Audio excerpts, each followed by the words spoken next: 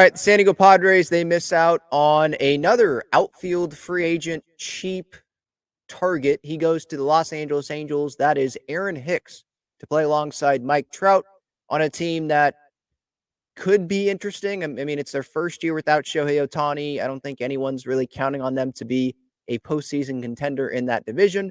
And when you lose Shohei Ohtani, the best player on the planet, that's a big loss. You're probably going to be taking a step back, right? But there's Ron Washington there. We'll see if Mike Trout can be healthy.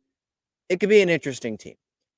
So Aaron Hicks, there are other names that are fighting for outfield playing time there with the Angels. With the Padres, Aaron Hicks could have signed there and probably been given, hey, here you go, center field, here you go, left field, here you go, right field. If Padres wanted to move Tatis over to center field, I don't know how much interest the Padres had in Aaron Hicks. I made a video about this. I thought that this was a no-brainer move. I mean, why not? Like, what is the risk? There's no risk in bringing Aaron Hicks in. It's not like it's a one-year deal that's even $1 million, like Nelson Cruz was, who was like 43 or whatever his age was when the Padres signed him last offseason. With Aaron Hicks, it was the league minimum. That's what the Angels are going to be giving him. Less than $800,000 because the Yankees are still paying that Aaron Hicks contract that they gave him. So when you need outfield help, it's a switch hitter, someone that may have found something with the Baltimore Orioles. I thought that this made all the sense in the world. The Padres, it's not like they're just looking for a center fielder, just looking for a left fielder, and then that's their offseason. First base DH bat, hopefully multiple starting pitchers because you always need more starting pitching than what you think you need on paper at the beginning of a season. So when you have, $20 million of room, however much, 20, 30 mil, definitely, I don't think 30 mil, probably more 20, $25 million of room because you want to stay under the luxury tax. A cheap move like this, I thought it made sense because who knows if a trade is going to line up. I think it will. I'd be shocked if a trade doesn't go down with the Padres. Maybe the Padres are thinking about Max Kepler or Cedric Mullins or Anthony Santander. They're thinking something bigger than giving Aaron Hicks a one-year deal like this, and maybe it works out. We'll see. But I just thought, considering the circumstances, I thought that this made all the sense in the world. And if it doesn't work out, I mean, you're paying him league minimum. You're paying him less than what you paid Adam Engel last year. I thought that this was the right move.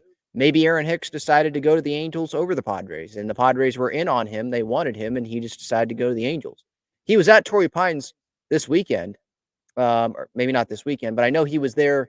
I assume he stayed for the Farmers Insurance Open, but he was playing in the program during the week at Torrey Pines. So he was here in the area, so I hope the Padres at least talked to him, and maybe Aaron Hicks, like I just said, he decided to go play for Ron Washington over playing for Mike Schilt.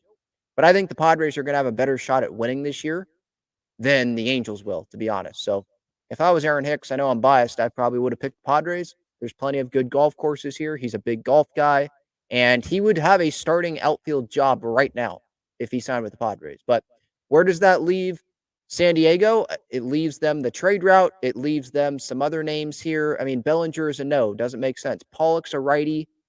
Market value is over $12 million. That doesn't really make sense for the Padres.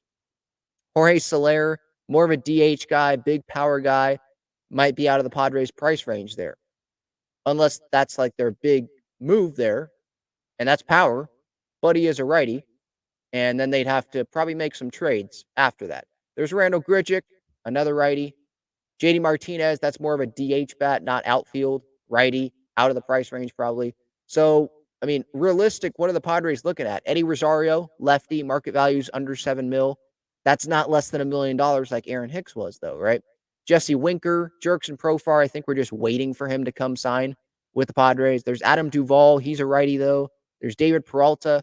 I'm looking at Peralta. I'm looking at Tommy Pham. I'm looking at Michael A. Taylor. I'm looking at Eddie Rosario, Jesse Winker, minor league deal. Those are the types of guys that I'm looking at. Kyle Lewis, minor league deal. That's another one that I'm probably looking at there. We'll see about guys like Jackie Bradley Jr. or Kevin Pillar. I don't believe he has signed with anyone. Raimel Tapia, Clint Frazier, minor league deal. Like, that's what I feel like we're looking at free agency-wise right now. So if there's any names that stick out, let me know in the comments. But, yeah, I thought this was a guy that made sense for the Padres. Like, no risk, upside. I mean, it's not like, again, It's not Tatis or Trout or anyone like even Tommy Pham. I don't know if you're going to get to that level upside, but it would have cost the Padres like nothing.